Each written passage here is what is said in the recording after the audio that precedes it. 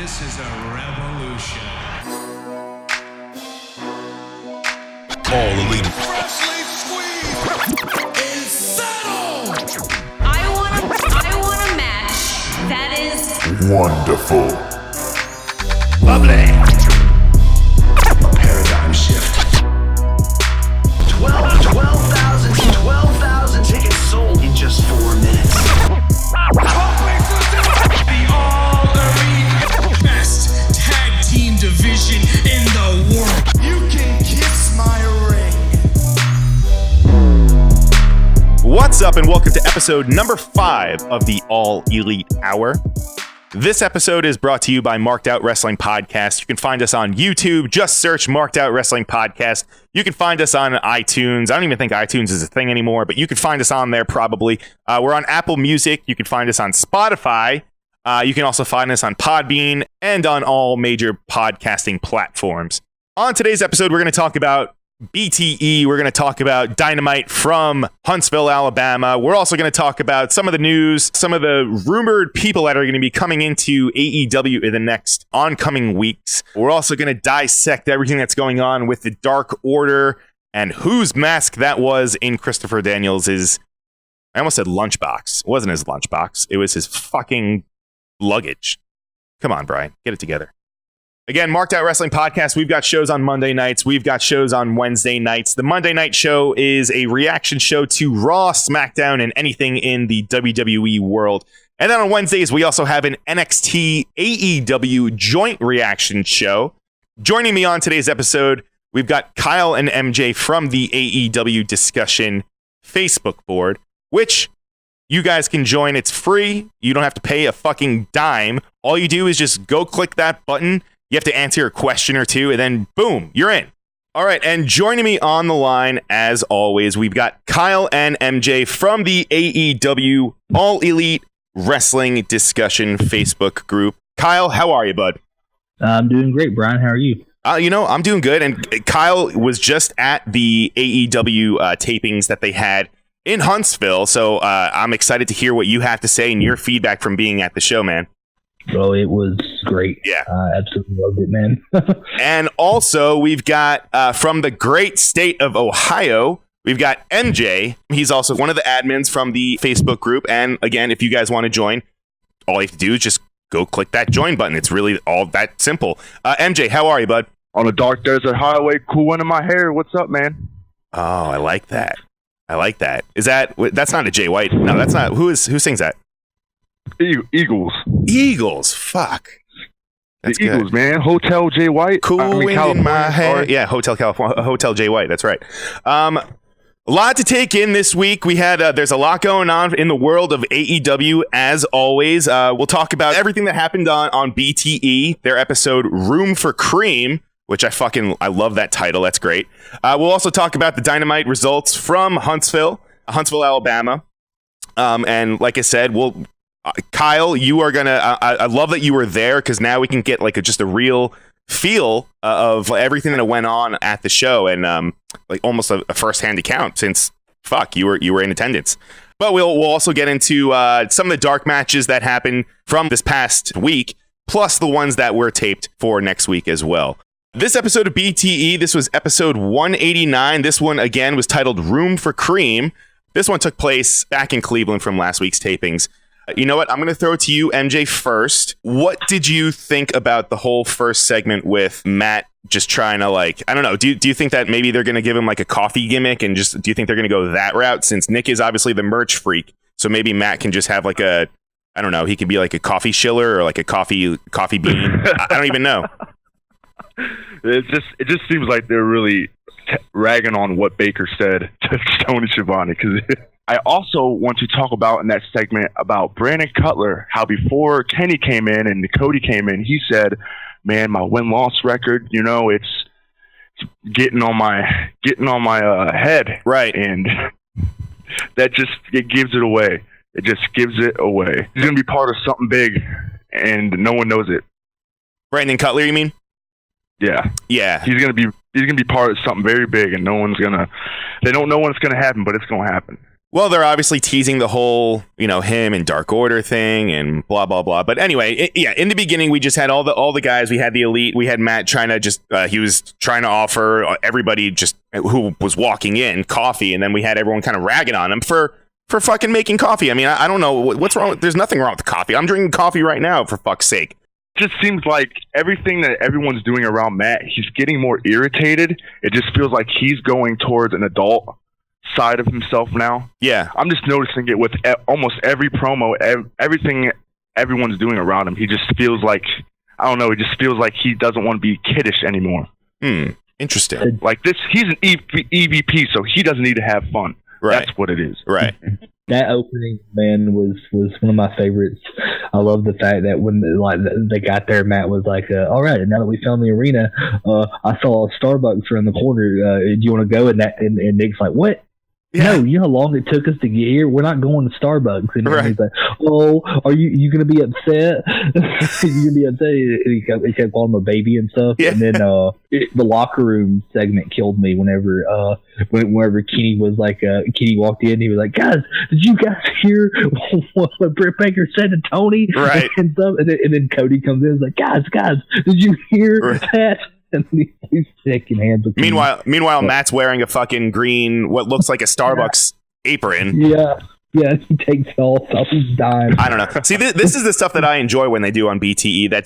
This doesn't really involve really anything with like any kind of storyline or anything. It's just them kind of like goofing off. It's like almost in a separate realm of like what we see on Dynamite. Yeah, and I could be wrong, but wasn't that like one of the first Cody appearances in a long ass time on BT? I mean, I can't remember. Oh hell yeah! Yeah, Cody seemed to haven't been on BT in a while. Right. Oh no, he hasn't been on there regularly since Bullet Club. Yeah.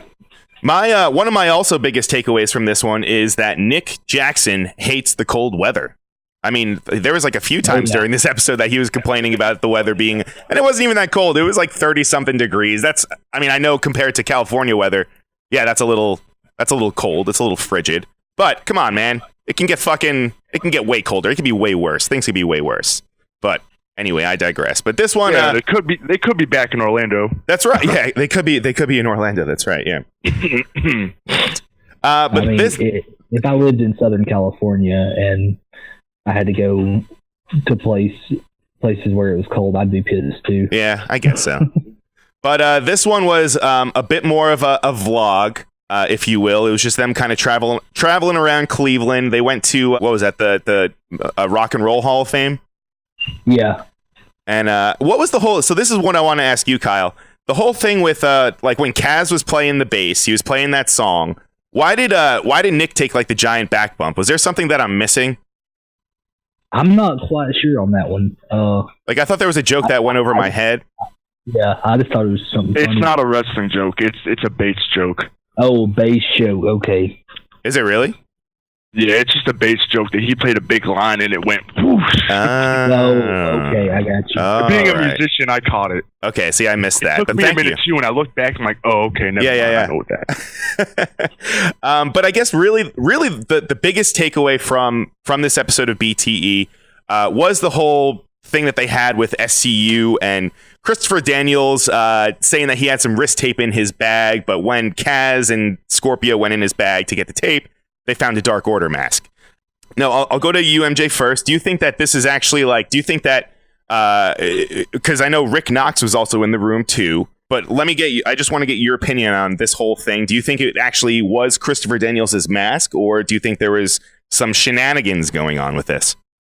No, I do not think that was his mask. Actually, I'm going to go straightforward on this and say that Brandon Cutler is the exalted one. Ooh. He is pulling a fast one on everyone, getting these losses. It just seems like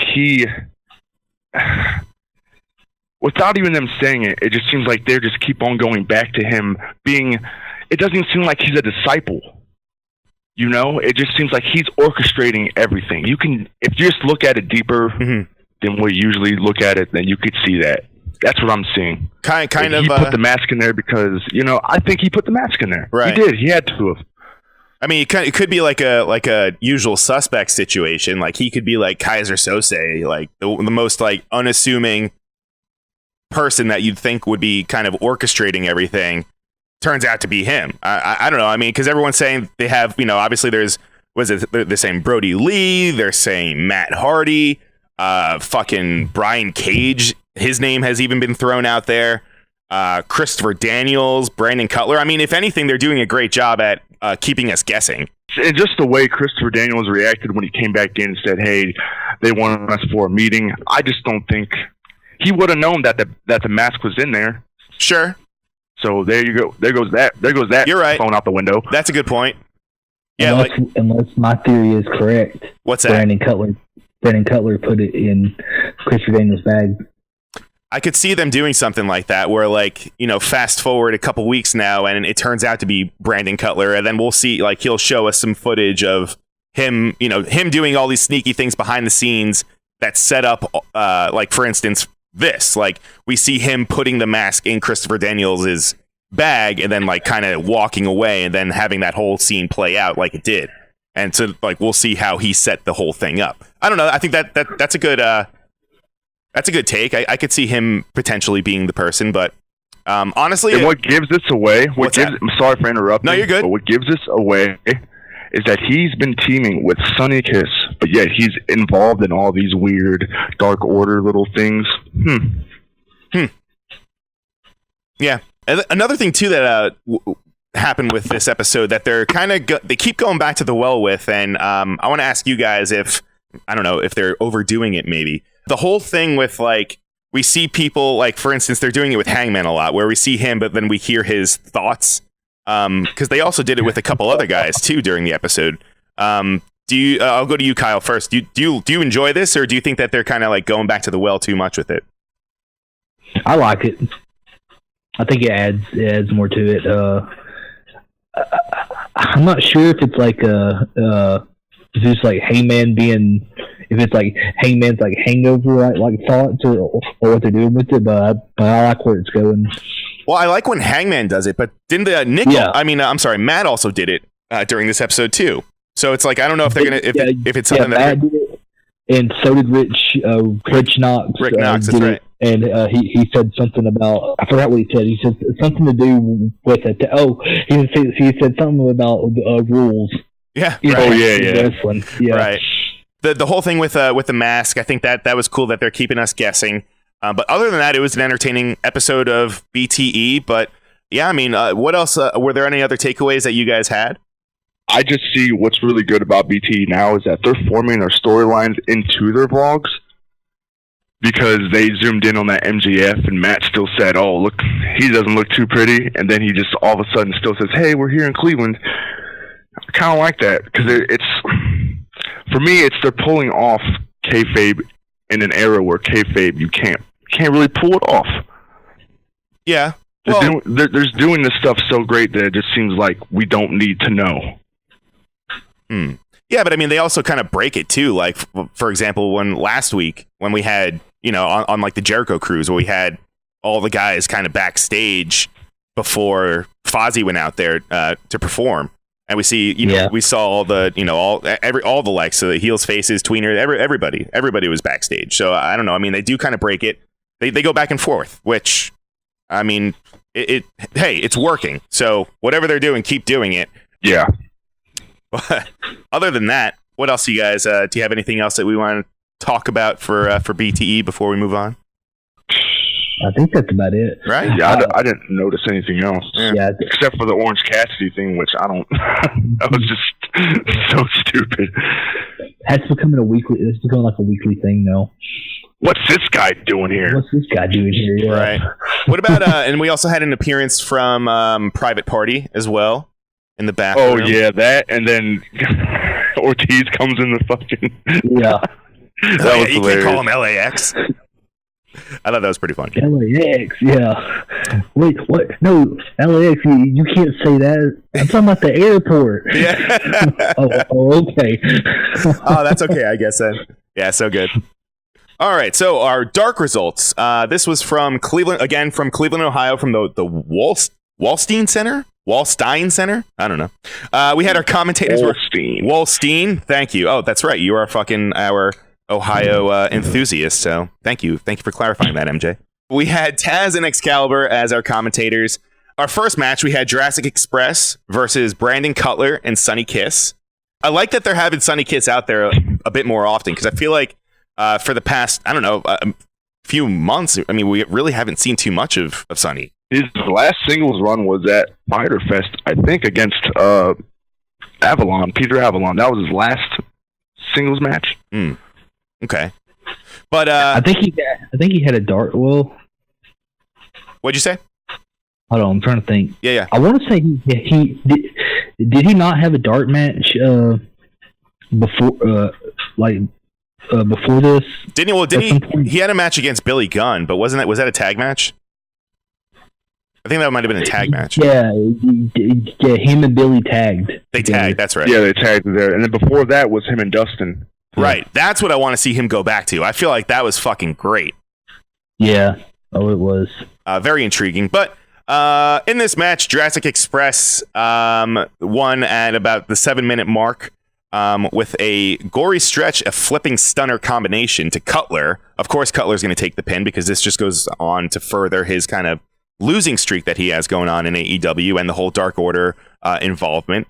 But the one thing that I want to get, this was a good match, by the way, but the one thing I want to get to was the whole thing, the therapy thing with Brandy Rhodes, because this is something that's been we've been debating back and forth off the air and on the Facebook board too. We'll do a little rapid fire questions. What's going on? I'll go to you, MJ, first. Is the Nightmare Collective done? Is it seemingly over because of the whole therapy thing with Brandy Rhodes and her coming out to help Cody during the lashing? What's going on? I think they're going to further the Nightmare Collective under a different name with just Luther and Mel. I believe that this is kind of a shitty way to let it go because during that match, they just had them fall apart and beat up Kong. But for what reason? 2 weeks ago, they were just all on the same page. We haven't seen Brandy in the whole group since what? She did commentary and came down and cut what? I don't know. I don't even remember. See? Yeah, right. I just feel like this could have been avoidable. Waste of time. You could have done it better.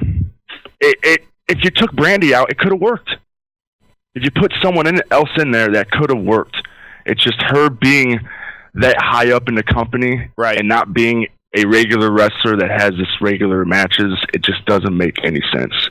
Now, the way that she's getting away from it, I kind of like it because it's just making us think that she's crazy other than otherworldly. Right. That's what I like. What about, Kyle, what about you? I want to get your thoughts. Do you think this, is the Nightmare Collective, is it seemingly just fizzled out? Is this them telling us that it's pretty much done?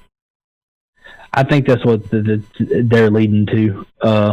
Especially with the therapy sessions, which is weird though, because it's I haven't been a massive fan of the Nightmare Collective, but when these therapy sessions came out, I was kind of like, okay, I'm interested in this. This is really awesome. They're basically trying to make this seem like this all came from a bump she took on the first fucking episode.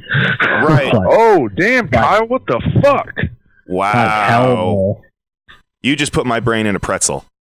Motherfucker, dude. How insane is the storytelling with that? Right. It's I think it's I don't know if it's, I think it may be over, but or they could go a different route. I know Awesome Kong isn't going to be back for a while because she's filming Glow. I heard she was hurt. I heard she had she fucked her something up with her hand or something. She may have, but I also know she's filming Glow. Okay. So I don't know when she's going to be back. So I'm wondering what the hell is going to happen with Mel and Luther. Luther's 50-something years old, so I doubt he'll have a match.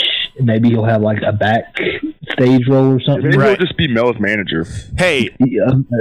That could work. How do you guys feel?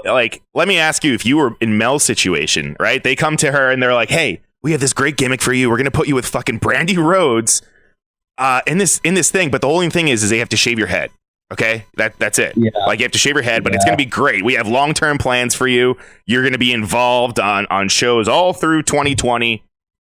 And now, I mean, we're not even in February, and she's got a shaved head, and now this is all fizzled out. So I wonder, Hey, man, she looks cute with the shaved head. nothing wrong with a shaved head, but I mean, who knows if that was her choice? Like, if that was like, if she could choose, would she really want to shave her head?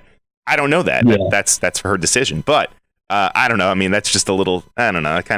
Honestly, that match she had with Sheeta, she seemed to have really big fun with it. She seemed to have fun with that match. Definitely, it was a good match. I mean, the way her demeanor was and the way she was taunting at the crowd, it just looked good. Even after she was beating up Kong, like, she looked like she was having genuine fun being that heel. I couldn't get over Luther, how, like, every time you'd see him, he'd have his tongue sticking out sideways, and he'd be pointing to that circle on his head. I don't know. And I'm just like, what the hell? I don't know, man. Either way, this was a good match by Shido. Obviously, we are all on the Sheeta boat. I think we can all collectively say that we like Hikaru Shida, and we want to see her do big things. As my champion. Yep, with you. I'm not going that far. Oh, fucking! You had to ruin it, MJ. Jesus. All right, so moving on.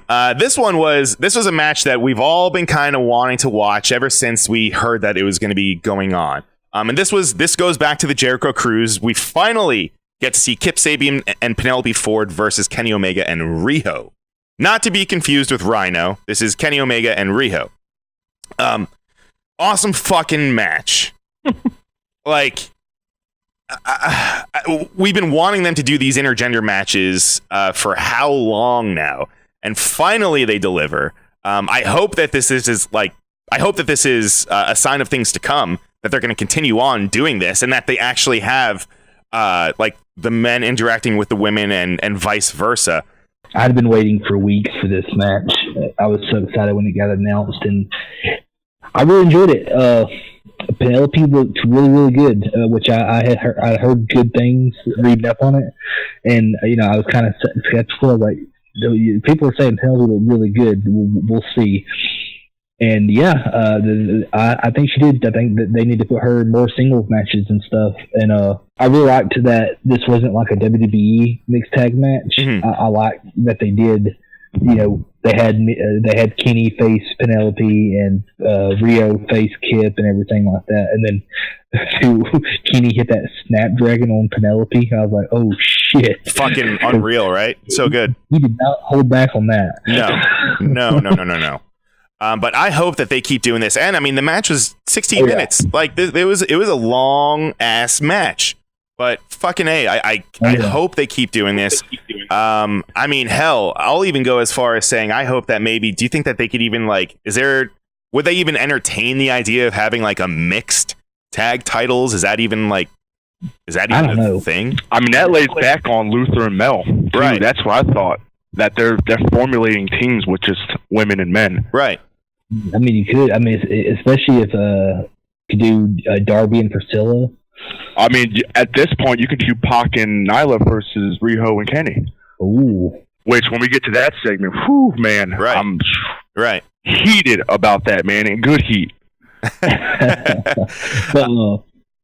yeah, I thought it was really good. I really hope that we see more of stuff like that. And that speech that Kenny gave afterwards, it kind of seemed like he already got word that it went well, and that they're kind of open to the idea of it, at least, because he mentioned how, like, when this first started, this could never happen, right?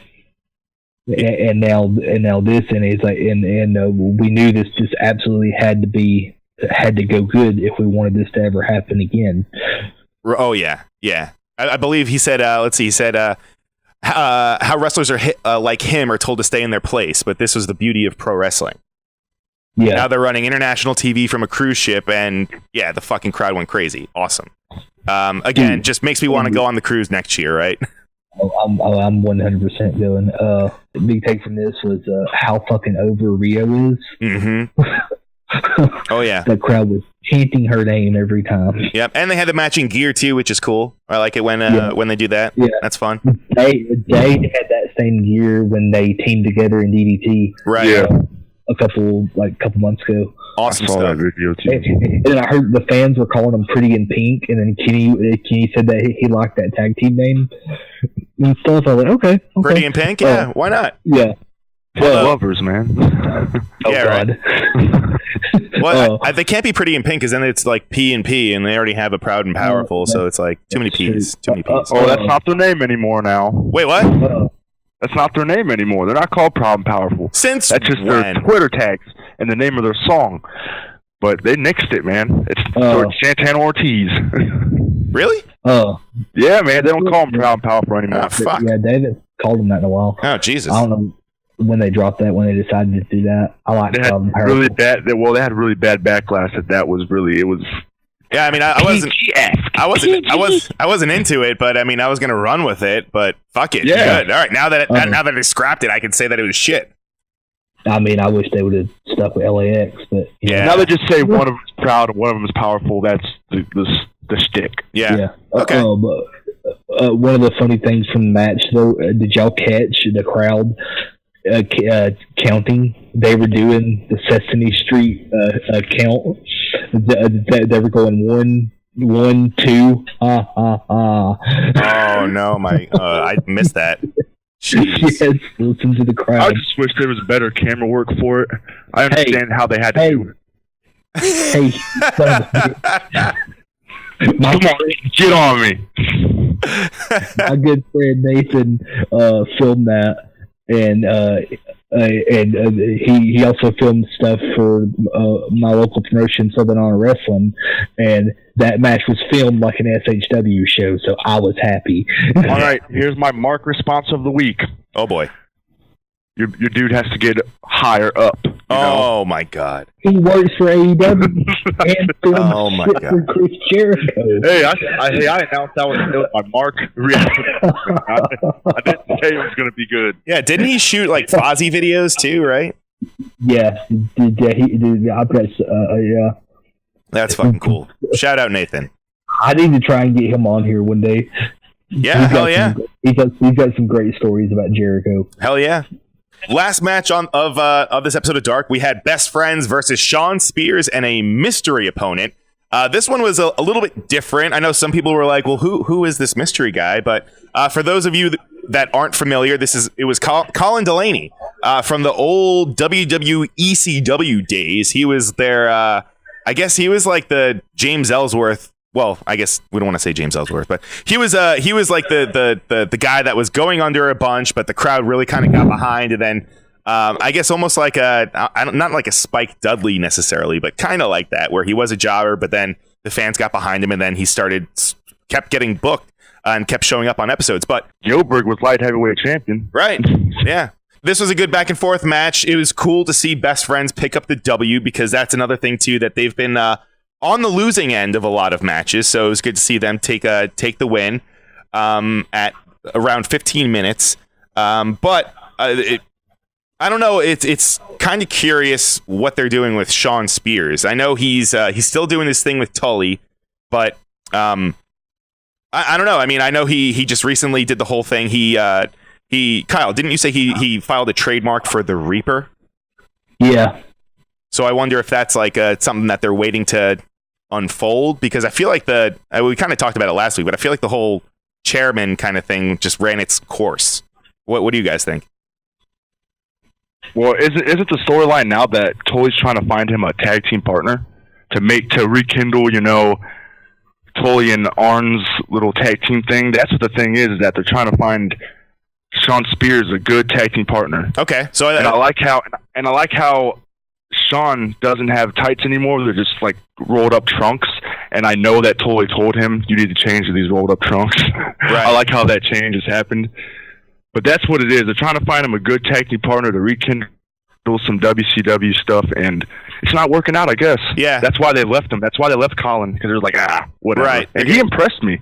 Colin Delaney really impressed me. Oh, he's great. The athletic stuff he was doing off the ropes was very, very professional-esque. Oh yeah, he does a lot of stuff on like the Northeast. I believe I want to say he's Buffalo. I don't know if he's from Buffalo, but I believe he's upstate New York somewhere. But yeah, he's been around for a while, and he's it's cool to see him in a match like this. Now, what you said is true. Like how they're trying to find a tag team partner for Shawn Spears, and I like that because now it seems like every time we get a tag match with Shawn Spears, it's going to be a mystery person until they finally land on the one that him and Tully are eventually happy with. So I wonder who they're going to keep bringing in, or maybe this is a way that they're going to finally debut one of these names that we've been throwing out there that we know that they're kind of just looming. Like it's not a matter of if, it's a matter of just when they show up. But it was a good episode of Dark. I guess we can, Kyle, we can talk about some of the matches that they taped at the Huntsville Dynamite tapings. We can talk about some of the Dark matches from that taping. Kyle, do you have you want to share those? Yeah, I won't give out the results, but of course, it's good, brother. The main event was Jurassic Express, Marco Stunt, and Jungle Boy versus Dark Order. Okay. It was pretty fun. It was really fun. Interesting. Luchasaurus didn't come out with them. Huh. Yeah. I wonder why. Yeah, he was there, but he didn't come out with them. Weird. But that match happened, and then this one was one that I was happy with. Sonny Kiss faced Jimmy Havoc. Hey, what the fuck? Yeah, and what was great was that afterwards, someone tweeted out, "Oh, hey Jimmy Havoc" on Twitter, and he retweeted and put, "Oh, hey AEW," and I thought that was kind of funny because I think that was a rib at. I don't know if everybody saw the reports here recently. Some jackass, non-credible reporter reported that Jimmy Havoc may have quit AEW because they haven't seen him. Oh my god! They haven't seen him on the show in a few months, and so it's not how it works. Yeah, they thought it was because of the Excalibur thing. Yeah, right. So I felt like that was him being like, "Oh, hey, look, I'm here." Right. I mean, because I even told them, I was like, "Yeah, he totally quit AEW. That's why he was in Cleveland with them last week." Yeah, and that's why he had dinner with Kip Sabian. Oh my gosh. Well, actually, Jimmy and Kip and Penelope all live together in Florida. What? Yeah. Who is it? Jimmy, Kip, and Penelope? Yeah. Huh. Yeah, they all live together in Florida now. Kip, get these fucking thumbtacks out of my back. Yeah. What sucks was after the show, me and my friends, we went and ate IHOP, and like I'm not complaining about it because I like IHOP. Jimmy took Kip Sabian to Waffle House. If I would have went to Waffle House, I probably could have got to meet Jimmy Havoc and Kip Sabian. Wow. But other than that, that was a fun one. And then my girl Hikaru Shida, she faced a local talent, Cassandra Golden. She does a lot of she's done a lot of shows in Alabama, and she's even done some Southern Honor shows. Okay. As well. Good match. Oh yeah. I was wondering. I was like, is this just gonna be a squash? It was actually pretty good.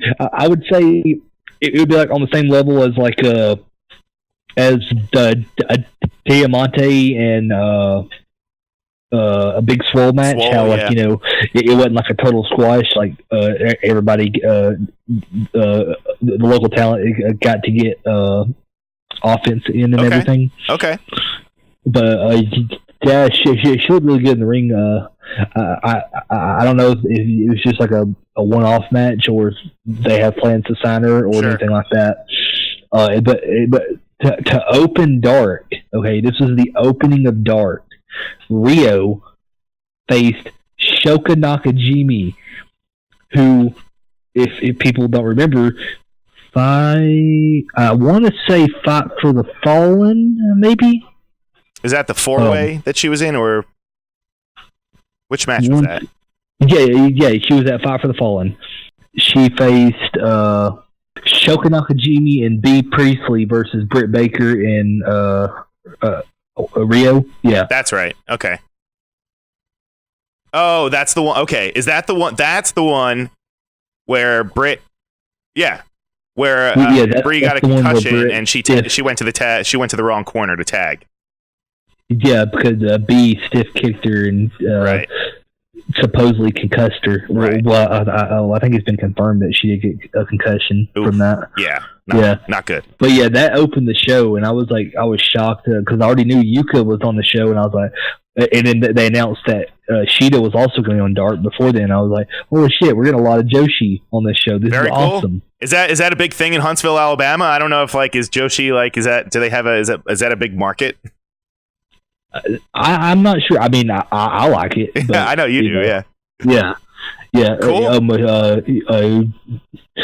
Brayo got a big pop, and so did Cheetah. I don't think many people remembered Shoka. I was freaking out, and so was one of my friends who went with me, who's who's a big fan of Japanese women's wrestling. Mm-hmm. He was going crazy when he found out when he saw her come out. He was like, "Holy shit, Shoka!" Yeah, no, it's fucking really cool. Those all sound like really, really good matches. I'm excited to watch them next Tuesday. Rio and Shoka was really, really good. Okay. And what about the whole... I also heard that they had Continental Wrestling Association legends, Missy Hyatt and Austin Idol. They were there before the show. Yeah. They came out on Dark, and they gave them a little... they introduced them, had them come out on the stage and talked about them for a little bit. All right. And before the show, they did a free meet and greet along with Arn Anderson. Oh, okay, cool. Very cool. Yeah. Cool. All right. Well, that sounds like a good taping. Again, I'm fucking stoked to watch it. Especially since you were there firsthand and you said that it was all the matches were really good. So let's talk about Dynamite. How's that sound? Here we go. There we go. Let's get fucking right into it. Again, this one was from Huntsville, Alabama. This is from Conrad lives in Huntsville, right? Isn't that where his compound is? The Conrad. I think so. The Conradison, as they say, as Tony says. Yeah.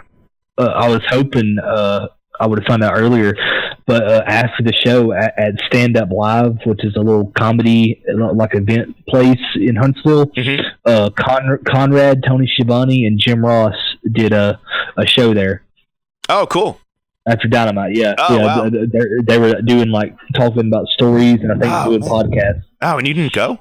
I wanted to, but I didn't find out until later on, and I didn't have the extra funds to. That's true. To get it and everything, but that's true. I mean, it wasn't that bad, but I had to hurry and get back home. Yeah, I hear you. Our first match, we had fucking John Moxley against Ortiz. Beat him with a paradigm shift, but the bigger deal was that the Inner Circle they were out on ringside. They were on commentary, but after the match.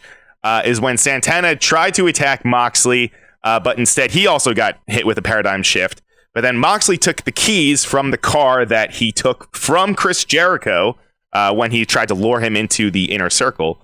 Again, this just furthers their awesome use of long-term storytelling and just kind of consistency. That's one of the big things. But Moxley takes the keys and fucking stabs Santana in the eye, thus blinding Santana. And the Inner Circle all hit the ring, and Moxley escapes. Whew. I mean, I did not see this coming. No pun intended. But I really did not see them doing a whole nother eye gimmick, another guy getting blinded. And now next week they teased they're having Kyle. They said that they're doing an eye for an eye match. Is that correct? Yes.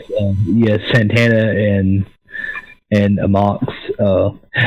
I don't know if they said eye for an eye match. I know Santana said in a backstage interview that it's going to be an eye for an eye. Right. Yeah, they announced on the graphic it's an eye for an eye match. Well, I don't know if it did. An eye for an eye match. I think it's just figurative. Yeah. Yeah. Plus, why would it be an eye for an eye? They already took Mox's eye, and then so he took Santana's eye. That's eye for an eye. Maybe it's like there's an eye, like it's a ladder match. Like there's an eye in a briefcase, and then like a glass eye, and then whoever wins gets to put the eye. And by the way, I want to give kudos to the announcers. After Moxley did it, they were not biased. They said this is disgusting. This should not have happened. This should not be going further. And I love that because that gives Moxley that neutral feeling that he doesn't have to be a good guy to be him, you know? Yeah. Well, yeah, and they're making it seem like he's even going way too far. The baby face in this is going overboard as far as like with the violence and stuff. But yeah, fucking this was awesome. This was a great way to start the episode. I love that they came out with a bang. really, just overall, just really great stuff. Was there anything else that you guys want to add to about this segment? Long-term storytelling. I like that they're putting Santana Ortiz in these singles matches because it's, they have their own tag team thing going on, their quarrels and everything. They got a tag team, the rematch for the championships next week, so you don't really need them. So they're just running them as singles against Moxley. I'm hoping to see Jake versus Moxley soon, since we have so much time left. I want that. Right. Please. Plus, he's running through all of the inner circle, it seems. So it seems it's just like a matter of time before Hager. All right. He's got to have a match at some point. By the way, he that's what I love about this is that he's not running through them. He's having legit matches with these guys. Well, right. I love that. Opening matches, no less. I was sitting there like when he in the crowd whenever Mox pulled out the car keys. I was like, "Oh, holy shit! They're still doing this. Right? This is great." Again, though, I still like, and just to clarify, I believe on the graphic it didn't say eye for an eye match. All it said was it promoted the fact that Moxley and Santana were going to have a match next week. But all it said was it said eye for an eye. Like it said that on the graphic, but it didn't say. I don't think it said match. So I don't know. No, it didn't say match. It did say match. Yeah. So I think they're just kind of furthering the fact that they're. I'm trying to blind. find the graphics. Well, they showed it during the episode, so it was on the. Yeah, I saw it on the TV, but they haven't posted it on the social media yet. Weird. Go figure. Yeah, and I know some. Yeah, right. I know some people were saying that. Throwing fucking shade. Jeez. Fucking shot. I think that's about all we can say about that match. Yeah, right. Except, I guess, do you think Ford is pissed that like they're gonna be like these people are gonna just like buy our cars? They're gonna start losing an eye. Smash them. What's that? I thought he was gonna smash the keys. I thought he was going to throw it out in the crowd. Right? Or he should fill it with cement. Like, get a cement truck and fill it up. I think that would be... I don't think that's ever been done before. Should do something like that. Well, can we talk about how amazing fucking John Moxley is? How what? This motherfucker was in Japan a few days ago. Yeah. And then he flew out, went to this show in Alabama. Now he's getting back. He's having to get back on a flight and go back to Japan. Right. Because... do not quote me. Let me check this. I'm pretty sure he was there last night. You got a new beginning. It was Sunday, I think. Yeah. So like the day before, because right. They just ran a show last night. So let me see if he's on it. He was on the same card with future WWE wrestler Okada. Shut your whore mouth. Hey, shut the heck up. Hey man, I'm not the one that started that rumor. He was not there. He was not there last night. Yeah, no, because he was in Huntsville. Well, he could have. Hey man, he could have had some time to get to Japan. 14 hours. Shut up, Kyle. Damn, Jay White lost last night. All right, next. Oh, great! Now you're ruined. Now MJ is going to be sour for the rest of the episode because you found out Jay White lost. But, all right, moving on. Let's see. We had SCU defeating Best Friends. I was just talking about and boasting how Best Friends pick up the win, but hey, you can't win them all. But after the match, Dark Order attacked SCU, and they actually offered Orange Cassidy a mask to join the Dark Order. As Cassidy always does, he puts his hands in his pockets, so Dark Order starts attacking him. Christopher Daniels comes out and makes the save, and Dark Order scurries away. Kyle, how was the pop when Orange Cassidy did the whole thing with how was it live experiencing that? Oh, it was great, dude. Orange Cassidy is so insanely over. Biggest pop of the night, you think? Close to it. What was the biggest pop? You got to remember, Cody is still on the show. That's true. That's true. God. Yeah, Cody's easily the most over. Cody was? Okay. Oh, for sure. Him and Hangman. Mm-hmm. I guess with Christopher Daniels kind of coming out and making the save and Dark Order scurrying away, do you think that this was just another teaser for Christopher Daniels that maybe he is involved with the Dark Order in some capacity? Yeah, I noticed that. Like, he got in there and they kind of seemed to kind of stop, and then like Evil Uno like got down, but it, like he was kind of bowing before he got out of the ring. I actually jokingly yelled out, "What's the Exalted One doing in the ring against Dark Order?" But this I don't know. What? I don't think he is. No, You don't think so? not. It's too. I don't want to say it, man, because, man, these motherfuckers are so good at fucking swerving us, man. So fucking good at it. I didn't think they would ever be this good, but I just see him having a match with not Player Uno. Player Uno. Evil Uno. Yeah. And they're just going to dispute it. But that's what I see. Something's going to happen where Christopher Daniels is going to face one of them, and then that's when the Exalted One's going to come out. Probably convert Christopher Daniels, and then guess what? He's just going to do a swerve, and Christopher Daniels is going to beat up Dark Order. That's going to set up Daniels first Exalted One. But then where does that leave Scorpio and Kaz? Like, are they just going to continue tagging, you know? I don't know. Either way. By the way, yeah, what's up? I see them winning the titles next week. I do not. I see it. Because at Revolution, you're going to get Young Bucks and Kenny and Hangman, and you already saw build up for that on this show. Hey, I'm waiting for Hangman versus Matt in a singles match. That's what I'm waiting for. I feel like that's going to happen. It's bound. Right?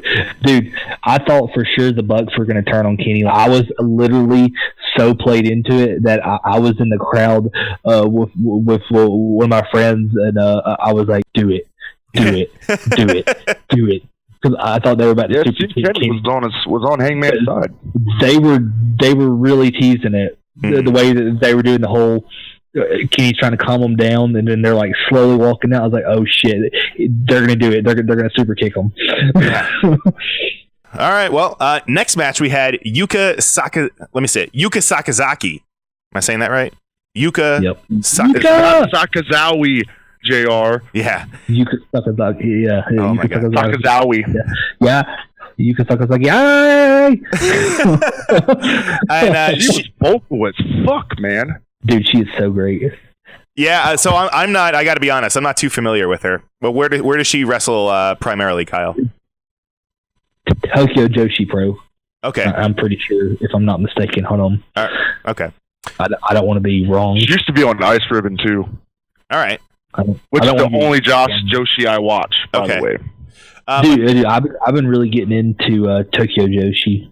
You got. I gotta see. I don't watch any of this, so you guys got to send me some stuff to recommend. The best women's wrestling you'll ever see. What is it, Tokyo Joshi?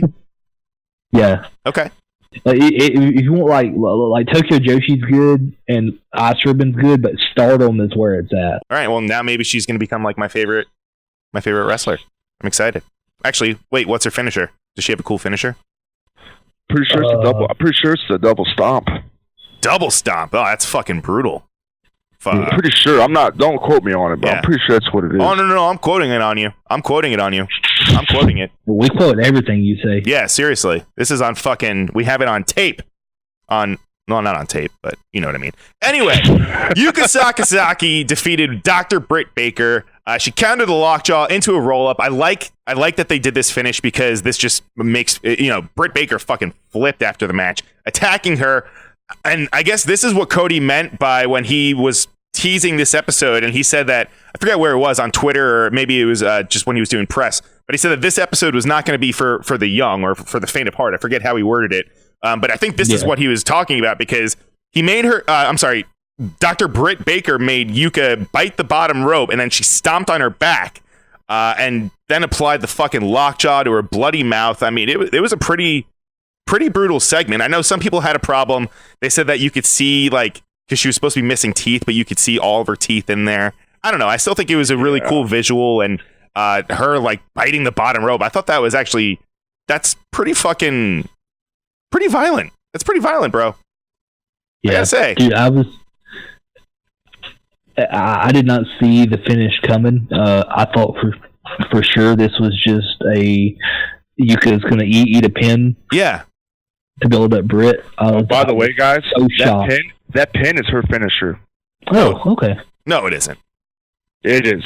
Just a roll up. It's called the Samson Clutch, and she has another one. I think it says she has 4 finishing moves: Magical Girl Splash, Magical Girl Kick. One of my favorite ones here, Yuka Drill. I love that name. And then Samson Clutch, Wheelbarrow Body Scissors Victory Roll, and that's what she did to her last night. Okay, I like it. Thank you. Awesome. All right. Well, there we go. But yeah, dude, yeah, I didn't see the finish coming. I thought for sure Yuka was gonna lose, and then when she didn't, I was like, "Holy shit!" Yeah. You could just be Britt. I mean, honestly, you wouldn't see anything like this on that other show, right? I mean, anyone biting a rope and then fucking stomping. I'm sorry to on them. nitpick, but Yuka's entrance kind of sounds like Sasha Banks. Hey, I'm just saying. how? I'm just saying. Listen back and you'll know. I'm telling you, man. I think kind of you're bothered hearing me. things. I'm not. You might be hearing things. I think Jay White losing is really getting to you. Yeah, really? I believe it. Hold on, I gotta run a match real quick. I gotta see a match where he wins a title or something. Yeah, just put something on real quick. Anyway, act like it's right now. But either way. I like this segment. I like that they're pushing Britt as they're giving her this new direction of she's this this is like that was pretty mean. All right, if anything, it was mean. All right, guys. Heel Britt is great, and love if you want to know who's behind it, Kenny was the one who had the influence backstage to turn Britt heel. Well, yeah, she wasn't doing very good as a face. I know that. Yeah. But yeah, she's great. She's a great heel. I like it. I like what she's doing now. Yeah, me too. Definitely. Although I feel like it's going to affect her dentistry practice. I thought she should have kind of pushed on that kick. Sorry. I thought she kind of pushed on that kick more. It would kind of be more believable. What all was on Dynamite? Did they have her like messing around with the crowd? I don't remember that. I don't remember that. No. What match she did? You mean after she beat up Yuka? No, before. Yeah, they showed that. Oh yeah, they showed her looking at that fan. Did y'all hear what she was saying? No. She was going around, and then she got in the ring, and then she was telling everybody she saw who all needed dental work, and then she was telling them all that she'd give them a discount, and because she wouldn't accept their insurance provider anyway. Oh my god. Yeah. One of my friends, she didn't see the sign, but later on in the night, Scorpio Sky saw the sign, and he grabbed the sign, and then he gave it to Justin Roberts, and Justin Roberts took a picture of it. That's great. Even though I'm a fan of the football team, I couldn't help but laugh at this because this is the greatest fucking sign ever. I'll find a picture of it because he posted on Twitter. I'll send it to y'all. He made an Alabama sign. It's red and has the Alabama logo on it, and it says, "Hey Britt, you can't fix teeth we don't have." Oh my god, that's really good. What the hell, man? That's really good. Yeah. Holy shit. The camera crew saw that, and they were all filming it, but I don't think it was any of the people that were shooting Dynamite. Right. You know, Britt, what she really should just like do this outside of wrestling too. Like, she should just be an asshole while she's like doing like dental work. Like, how there's like those restaurants that like people go to, and like the waiters and waitresses, they're all mean to them, and like that's like the gimmick. Like, she should do that. Like, it fucking continues on her wrestling gimmick. Plus, like, it's also like it adds a new flavor to her getting your teeth clean. If you have like an asshole dentist, I feel like that would be fun. Can you imagine going to where she works, where her dentist, her dental practice in Florida, and you're sitting there like, and she's like cleaning your teeth, and she's just trashing the shit out of you the entire time. Yeah, you fucking, and then, you ugly son of a bitch. Yeah, and then when you go and pay, she tells you that she doesn't accept your insurance provider. Right. Makes it like a giant pain in the ass. Yeah, like I really feel like this. Oh my god, this is gold. Anyway. Oh boy. All right. Yeah. Next, Heel Britt is great. Heel Britt is great. I'm all for it. Next match this was the big 8-man tag match. We had the Butcher and the Blade with the Lucha Brothers, and they defeated the Elite of Hangman, Kenny, and the Bucks. The big deal with this one was that Mr. Hangman Page would not make the tag over to the Bucks, thus making them take the defeat. Also during this match too, we got a Pac promo on the video screen, and he threatened to attack Rio if Kenny did not. I'm sorry. Furious at that. Why? They were all yelling no. Oh. Yeah. So, I mean, it's pretty fucking brutal. That's like pretty. Again, this is another thing that I guess Cody must have been talking about, because this is Pac blatantly saying that he was going to go hurt a woman, but obviously he later reveals that he would do that. But that's why Nyla was there. I may be the bastard. Yeah, but I'm not the beast. But this was all. Yeah, exactly. This was so good. Great. This was all just a ploy to get Omega to accept the match. And then afterwards, Pac revealed that, like I said, he would never put his hands on Riho. He wouldn't do that. He is a bastard, but he's not a fucking woman hitter, whatever. Not a beast. Not a. Someone who is a beast. He said, "I'm not a bastard." He said, "I'm a bastard, but I'm not a beast." But she is. And then Nyla Rose attacked Rio. Boom! Powerbomb through a table, and now that sets up Riho versus Nyla Rose for the Women's Championship next week. Where is Dynamite next week, by the way? I'm drawing a blank. Austin, Texas. Do you want to know something cool about it being in Austin, Texas? Sure. That's Lance Archer's. Get off of it, Kyle. Damn it. Interesting. I don't want him there. I love AEW, but I don't want him there. And now, correct me if I'm wrong, gentlemen, but Lance Archer, he's done with his New Japan dates right now, right? From what I understand, yeah. I think so. Oh. I don't think he's officially gone, but I wouldn't say that he's going to do both. In a position. Yeah, I'm not saying that he's in a position where he needs to pick. Yeah. Well, but see, like, the thing is like Archer isn't signed to New Japan. Like, he doesn't have he's not signed to a contract. He was just doing handshake deals, right? Yeah, he's just appearance deals. Right. Yeah. But from the word is that he's been in talks with them, and that to the point that I haven't heard if anything officially has been signed yet, but it's to the point that they've already discussed storylines with him. Okay. And he said he wants to work with Cody and Luchasaurus. And interesting thing is, I looked at this myself to see if it was true, and it was last week. Yeah, last week Archer filed for trademark for Lance Archer, and the Murder Hawk Monster filed a trademark with I can't remember his first name. His last name is Dawkins. Mm-hmm. He's an attorney. Angelo Dawkins. I know now. He filed trademark with Michael E. Dawkins, who's an attorney who handles like the trademarks for a lot of wrestlers. Most notably, he handles almost everybody in AEW. Oh, huh. Yeah. Interesting. But besides all that, though, the match, though, man, I can't even begin to describe how amazing that was to see that live. Holy shit. The one thing this is just me being nitpicky, and this is just if I had my druthers, I want to see the Lucha Brothers. I don't really think they should be heels. Like, I don't see them as bad guys. They're too, their moves are too, I don't want to say flashy, but I don't know. I see them just the crowd is always behind them just because they're so smooth and like it's so fun to watch them perform. But that's just me being nitpicky again. But anyway, this match, yeah, this was fucking great. It was so good. And just the whole thing at the end with Hangman and him ultimately costing them the match. I mean, it was just all around just great storytelling. Throughout that whole match, I was like, they better lose. If they win this match, I'll be very upset. Right. Because that was a match that the Elite needed to lose.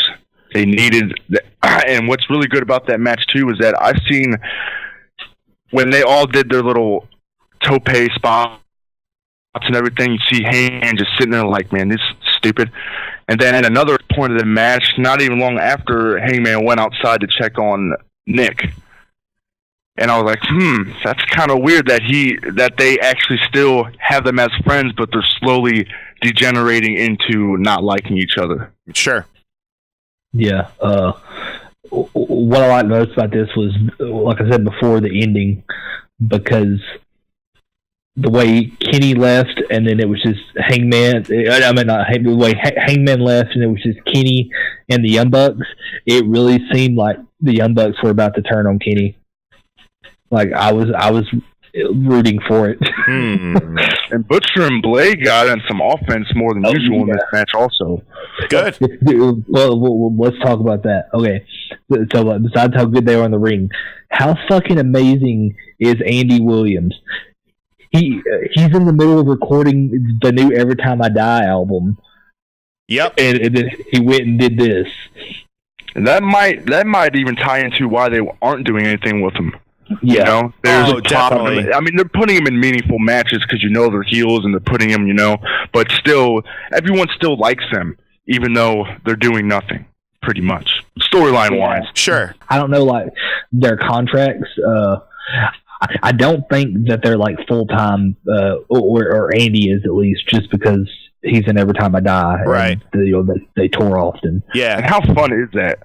Being in a band, even for me, I'm a musician. Being in a band and then doing wrestling, televised wrestling, that's dream. That's that's two dreams in one. For me, anyway. Being in a massive international band like Every Time I Die, and then also being on the new hottest wrestling product, right? And it's not even a new band; it's fairly old. Yeah. So. No, man. I started listening to them back in 2002 when I was still in high school. Fucking, I loved everything. I saw Every Time I Die one time, and that was at Warped Tour in Atlanta a few years back. I watched them while I was waiting for the Used to come on stage. Okay. And God, they were so good. They're actually one of the bands I've seen the most. Actually, I've seen them on every album cycle except for their last one. Unfortunately, I didn't get to see them during what was it? Was it X Lives? I think that was the last one that they put out. Either way, yeah, they're one of my top 5 fucking favorite bands. So it's awesome to see Andy doing I mean, he's killing it right now, and I'm excited that they're recording right now, so that's another thing to look forward to. So I can't fucking wait, man.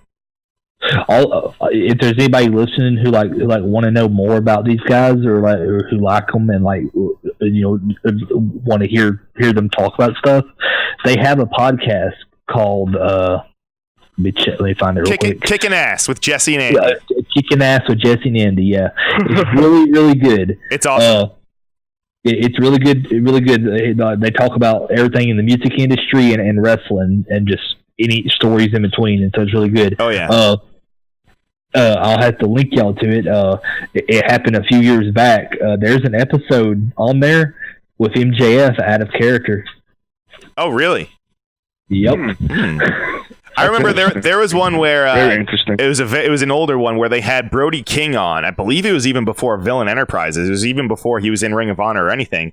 And in fact, it was when PCO just started putting up those like bizarre videos on YouTube before he even got signed to Ring of Honor, and it was just them just watching PCO videos and just kind of commentating. So it was really weird to see it was before Brody and PCO were even like doing their thing in Villain Enterprises, and just good stuff all around. Yeah. It was just really entertaining. But this is a match that I thought maybe could have been on a little bit of a bigger forum, but nevertheless, I'm still happy that it happened. But Kip Sabian against Joey Janela with Kip Sabian with Penelope Ford defeating Joey Janela.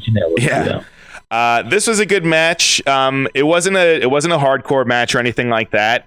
They both seemed to, I don't know, that they had the spot towards the end where they were laying the kicks into each other's back. But then ultimately that was what costed Janela the match. Was Kip was able to roll him up with a handful of tights too. But we also had the little spot with Penelope Ford jumping up on the apron and again, I guess this is probably what Cody was talking about when it's adult situations. They had Kip and Penelope fucking just kind of going at it up on the apron, just making out and all that shit. And all that shit. And all that shit. I mean, he didn't round second base. Let's not get too crazy, but still, I mean, it was still. Tell that he was. It was looking at Joey Janela. It was aggressive. And again, Vince, you would fucking love this if you were watching, but you're too busy prepping for Saudi. But anyway, good match. I guess is this it between Joey and Kip? Are they finally going to go their separate ways, guys? I don't know. No. You don't think so? Well, I mean, it was a screwy finish. Kip did grab the tights. True. There was a point in the match where they kind of ignited something, where Janela took that kick to the back, didn't sell, did it to him, and then Kip put him in the headlock after. I think that's a pretty good thing to do during a match because that kind of heightens, who's the better man between us and everything. Right. It's just a quick way to do a heat check during a rivalry in a match. I love that. Extremely good. Because even you said this wasn't a very well-hyped match. I didn't think it needed to be. For sure. I mean, it came out of nowhere. They didn't even advertise it. Like I was sitting there, like after the 8-man tag, I was looking at my phone. I was like, we have like almost an hour or a little bit over an hour left. Like, what the hell else is? How long is the lashings going to be? Right. And then I was like, Joey and Kip. Okay, sure. I thought for sure this would be like a pre-show, like Revolution match or something. Yeah, right. Like it could have been.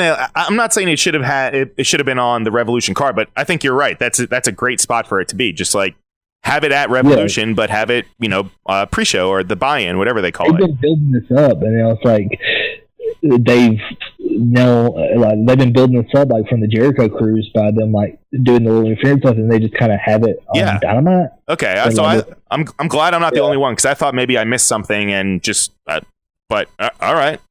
But either way, it was a good showcase of both guys. Another thing, Joey is really over with the crowd. There were so many people chanting Joey and getting behind him. Funny thing. After the match, there were some people in my part of the crowd that were just saying the funniest shit throughout the whole thing. And a Bryce walked by. And some guy yelled at him, and he stopped, and he just kind of snickered. He said, "You're like a Penelope blowing those calls out there." Oh my god! Because people were saying, "We're doing, hey, he's got the tights," and right. Bryce like, "What?" He's like, "He's got the tights." Oh my god! So, good stuff. Next, we had Chris Jericho. He was backstage with the rest of the Inner Circle, and just saying that he was coming for Jon Moxley next week. We also got a nice little one-on-one, up close and personal promo from Santana, which I thought it would have been a little. This is me jumping back into my nitpicky thing again. I know Alex Marvez was back there with the microphone. He was interviewing the guys, and they took the mic. But I feel like it would have been, I don't know. I feel like it felt a little weird seeing Santana talk like that, holding the microphone. I don't know. It took like a little bit of the viciousness away from it, just because they were backstage, like it wasn't in the ring. I don't know. That again, me just being fucking nitpicky, but either way, good promo and good job setting up their match for next week too. Before we get to the whole lashes thing, they teased what's going to happen for the next, I guess, upcoming weeks. But we have Jon Moxley versus Santana. We also have a what's it called? Let's see. Oh, I'm sorry. We also have a match again with Kenny Omega and Hangman against SCU, which I know you guys are going back and forth on if the titles are going to change hands or not. I guess we'll see. And then in 3 weeks, we have Kenny Omega versus Pac in a 30-minute Iron Man match, which I am fucking delighted about that. Oh, yeah. Which brings us... Yeah. Also in Atlanta, where the cage match is happening with Wardlow and Cody, they also announced a tag team battle royal and the winner faces the champions at Revolution. Oh, wow. All right, this is our main event segment. This is what we've all been kind of wondering how they're going to handle this, and if MJF was actually going to give Cody the lashes. And spoiler alert, they fucking did it. And I don't know if you guys have seen the pictures of Cody's back, but I mean, it looked pretty brutal. Kyle, you were there live. I mean, what was like? How was it just seeing that, like being in the crowd and just being there, like while Cody took those lashes? It was insane, dude. They really did really good with this segment. The way that they build up these lashes, how Cody like kept falling after one or two, and then having people come out, people from Cody's family come out and help him get through this. It was incredible storytelling. And I mean, like the lashes too, like they just sounded like fucking loud as hell. They sounded bad.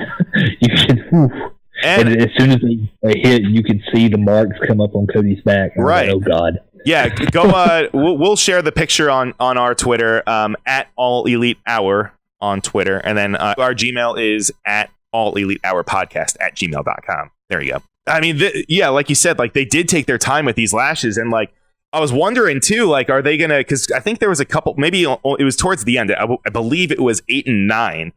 He did them just kind of back to back, right on Cody. Like it was just right after another. But I mean, during the whole segment, we had the Young Bucks walk out. We had Arn Anderson come out, who also is just slowly morphing into Andy Reid, in my opinion. We also had Dustin Rhodes come out. No makeup. No, he had makeup on at this point. He had his face paint on, I believe. Yeah. Right. Yeah. We had Dustin try to jump in there and take some of the lashes for his brother, but MJF told him that that's not how this works, buddy. We had Brandy come out, and this furthers the proof that we think that the Nightmare Collective is kind of just fizzled and done and over with, because she was just looking like Brandy Rhodes, not really like this menacing evil Brandy Rhodes that we've been seeing with Kong and Luther and Mel. But anyway, what'd you say? Kind of ruined it. You think so? Ruined it for me. Yeah. I liked it. I liked it too. I thought it added more to the story. It showed that Cody needed everybody. Right. I just want to say that front lash, the last one. Wow. Oh, it's bad. I think it added more to the storytelling of having everybody come out, because once again, long-term storytelling. Do you not remember Cody did a promo talking about how every time he looks around, the people he cares about most seem to be preoccupied, and then when he needed them the most, they came out and helped him get through that. Oh, that's right. I just like them bringing out the essential heels. Britt, Sammy. I was like, Sammy Guevara? Whoa. I was confused on why Britt and I understood my Butcher and Blade and MJF and Allie was there, and I guess I understand Sammy there. I was confused why the hell Britt was out there. Well, that's their boss, man. They're heels, and that's their boss getting whipped, you know? Yeah. I guess that's true. But, yeah, dude, I thought that was incredible fucking storytelling. I like how Wardlow got into the mix too. He was able to give him a whip, and then even the even the ending too. Yeah, Brandy, when she went to Cody, she even said that if she could, she would take this for him. Right. My last thoughts on it is I want to know if there was a time during all those 10 where Cody was actually like, okay, I don't want to take this last one, this next one or something. I just want to know if he was actually like, man, this is kind of a bad fucking idea. Right. Oh my God. I mean, it had to have been painful. Oh my gosh. Those were not fake tears, I tell you that. Oh yeah, Kyle, please tell everyone that who this fan was that attacked MJF. Oh yeah, so please clarify that. Oh yeah, it wasn't a fan, it was Frankie Kazarian. What were they doing with that though? Like why did they come out? He was in a hoodie. He was just I guess it was just his backstage. It was what he was dressed like in backstage. I'm pretty sure it was planned for a cut broadcast, as in they wanted to do it before the broadcast cut, like right before. Yeah, it wasn't a fan. It was Frankie Kazarian. Oh, okay. So it wasn't a fan that ran in and attacked MJF. I don't know what. That's really weird that they had him part of that, or was he supposed to was it? It's not supposed to be known that it was Frankie Kazarian, right? I mean, it didn't even look like I don't think he was scared. I think it was just he was there. I don't think they were trying to try and make you wonder who it was. Right. But yeah, I saw so many people confused about that. I was like, "What the hell?" It was Frankie Kazarian. It wasn't a fan. It was just. I mean, I guess it was easier for me to see that it was Frankie. Sure. Yeah, you were in the building. But overall, awesome segment. I like that they actually delivered, because that's what we were. I mean, I was wondering myself. I'm like, are they really going to go through with the whole lashes? And yeah, they fucking did. If you haven't watched it, go back and watch it, because this is a pretty brutal segment, and it just goes to show you how much really Cody is investing, not only with his career and everything, but his body. I feel like Cody he keeps getting fucked up. He's got the big scar on his forehead from last pay-per-view or one of the previous ones, and then he's got the one where he was gushing blood, him and Dustin, and then he's got the fucking now this on his back. I mean, man, the guy is he's really going for it. But I'm telling you, this is all going to tie in. He's going to have a retirement match soon, and he's going to be full on business. I'm telling you. No. I'm telling you, man. It's looking like it. It looks like he's getting all of his wrestling out before he doesn't wrestle again. Maybe full time. How about that? Full time wrestling. All right. But this was a great episode overall, and I mean, they just really. I feel like week after week, they're just really hitting home runs with these episodes. Pay-per-view-esque events, man. For sure. Every Dynamite feels like a pay-per-view. For sure. It's weird. A great episode. Even better, they're live. I bet. You've never been to an AEW Dynamite show live, fucking go. Absolutely. There's nothing like it. Speaking of, they just announced that Kyle, right? Didn't they just announce that Double or Nothing 2? Are they saying Double or Nothing 2, or are they just calling it Double or Nothing? Double or Nothing. Double or Nothing. Okay. They just announced that. Yep, it's officially been announced. May 23rd, Las Vegas, Nevada, at the MGM Grand Arena. Tickets go on sale next Friday. Awesome. Does everybody think it's going to be a same-day sellout? I think it's going to sell out. Definitely. I think it will. I think it will. As far as any news, we hadn't been too big of news here lately, besides rumors of who's signing and stuff like that. But we already went over some of the big ones. Everybody still thinks Brody Lee's coming and Matt Hardy's coming, and Lance Archer's most likely going to sign, and Brian Cage is most likely signed or is going to sign or already is signed, and isn't. But apparently he's going to be out for a while because he's had some kind of bicep surgery. Oh man. Or something like that, and so he's going to be out for a while if he is coming.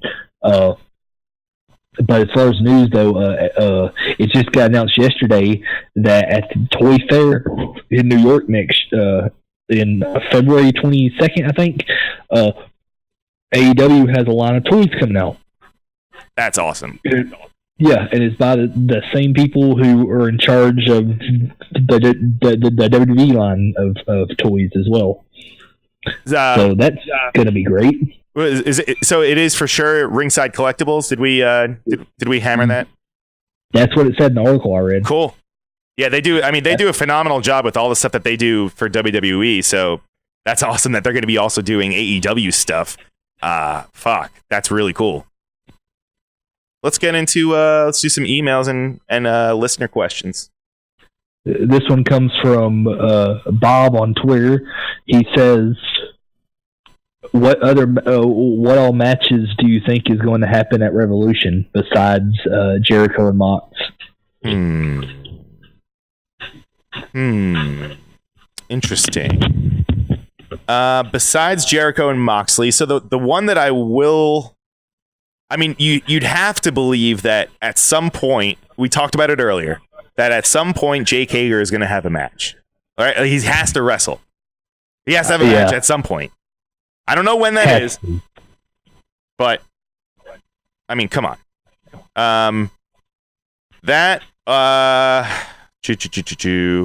You know what? They haven't announced it yet, but didn't they, haven't we been talking about the Bucks and against Hangman and Kenny?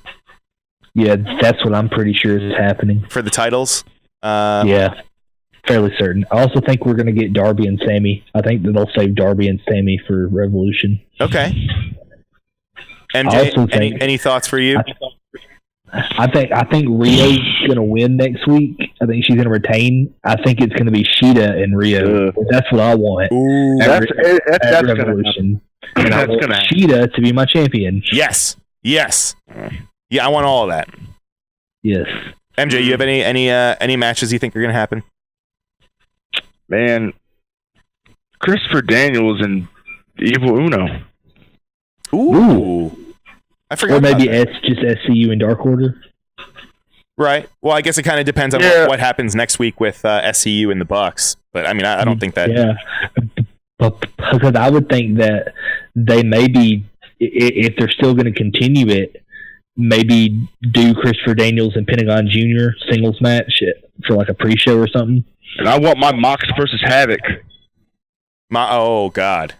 Yeah, but I mean, that won't happen at Revolution. No. Well, I was gonna say, are they even gonna do another like kind of like a blood? I don't want to say blood and guts match, but are they gonna do something again? You think in the future?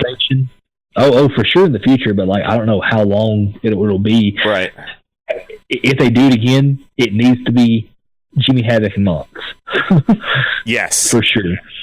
And they need to bring in Necro Butcher and make it a 3-way and maybe. Ooh.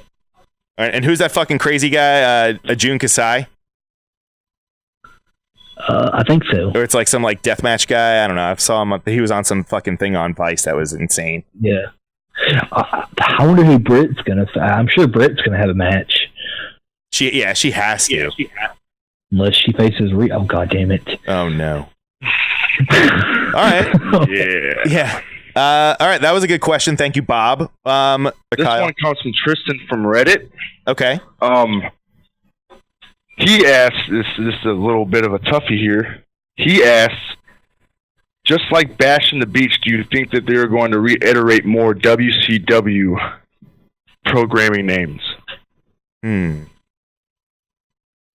I believe so. Because they've already no, this will be WCW. I know Cody filed trademarks for quite a few WCW stuff that Dusty owned. So was one of them Halloween Havoc? I love that name.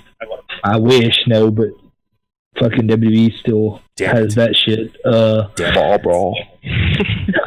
I think the Stampede.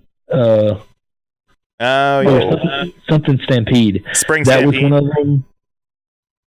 A Battle Bowl was one of them. Wasn't World War III one of them? I don't think so. No? Okay. No. Well, the match Beyond, that was one of the ones too that he said. Yeah. That was like a playoff of War Games.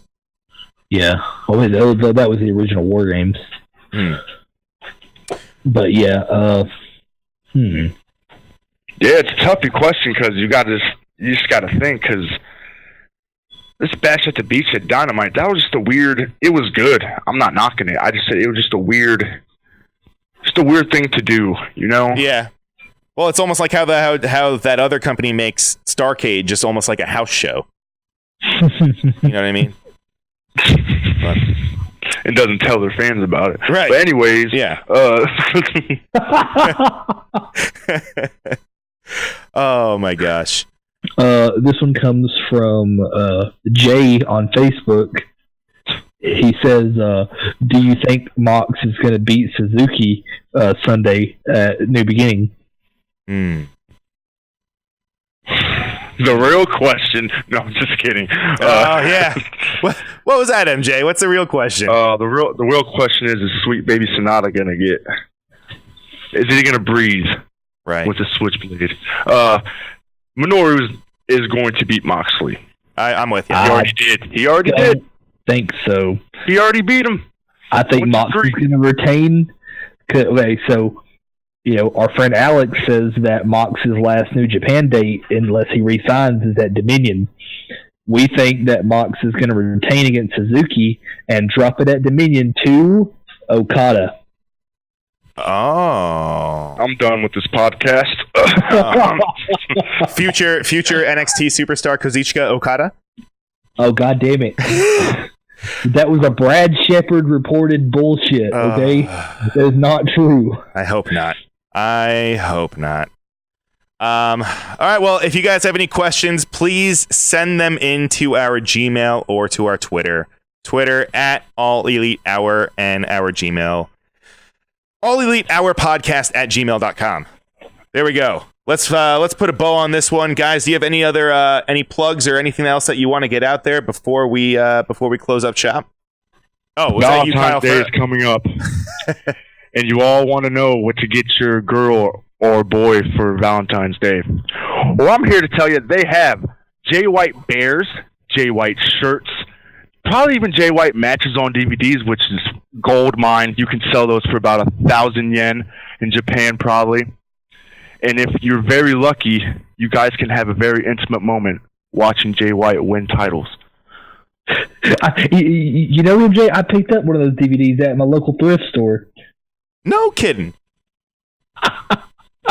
This will be my last podcast here. They're not going to get it's not going to get a thrift store. You're going to find it at I don't know. Goodwill. Yeah, no, better than that. Just that everyone loves Jay White. Don't be a fucking dick. Really, that's really what this podcast is about. It's really not about AEW. It's really just to get Jay White. He's actually funding this, by the way. He's the silent investor. He is the exalted one. But anyway, let's go. Other plugs though. Join the Facebook group, AEW All Elite Wrestling Discussion on Facebook. Just search the groups, search AEW All Elite Wrestling Discussion, and click join. And if you answer our questions, we will most likely accept you. Maybe. Most likely. Join the AEW Discord. It's discord.gg/AEW. It's really great. You get to talk to talent, staff, me, other fans. You can submit questions for talent to answer on. They'll answer it on AEW's Instagram Live on Wednesdays after Dynamite. Mm-hmm. And this week our guest is Sammy Guevara. So join and submit your questions for the Spanish God to answer. I wonder if he's going to be coming from live from the Inner Circle compound, like Jericho said that exists. I wonder. So. And listen to Marked Out Wrestling Podcast, who without them we would not be here today. Well, that's true, and without you guys, I would not be here today. So, and actually, without AEW, all of us collectively would not be here. So, thank you AEW for connecting all of us. Isn't that's the whole idea anyway, right? Yes. But and also if you don't already, or if you already have it, get the IWTV app, Independent Wrestling TV, and watch all of Southern Honor Wrestling on there. Yes, you can join. You can join and use the the promo code SHW and get 5 days free. Oh hell yeah! Or watch a Jay White match, or not, or you can do that too. Gentlemen, thank you guys. MJ, thank you. Kyle, thank you for your time. And we will be back next week. That's all I got. Do you guys have anything else? I think that's it. So what should we end on? We still have to come up with a. I know we got to come up with. We have to come up with a tagline. Hold on, I'm getting my thinker on right now. We're just gonna go silently into the night. And that's the way the cookie crumbles. Yeah. I don't know. And that's the bottom line. That's it for Power Hour. Power Hour. And that's... Oh, I see, because we're the hour. I see. I know.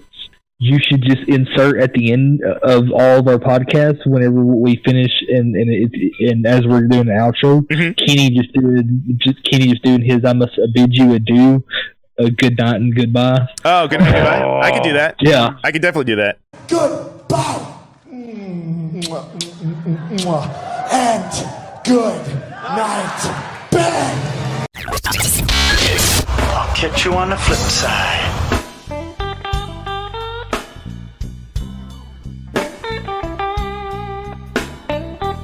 Marked Out Podcast is produced and edited by U-Record Studios from Charlotte, North Carolina. Subscribe, follow, and listen to us live on YouTube, Twitch, and Facebook Live. Download the podcast by following us at podbean.com or subscribe on iTunes and Apple Podcasts. While you're there, go ahead and give us an honest and fair review and rating. Finally, if you have enjoyed our product and would like to see us grow, please donate to us by visiting the donation link below our live video, or you can donate via Venmo and Cash App at the handle RavePro. That's RAVEPRO. You're listening to the Electronic Media Collective Podcast Network. Yeah, it's a mouthful. For more great shows, visit electronicmediacollective.com.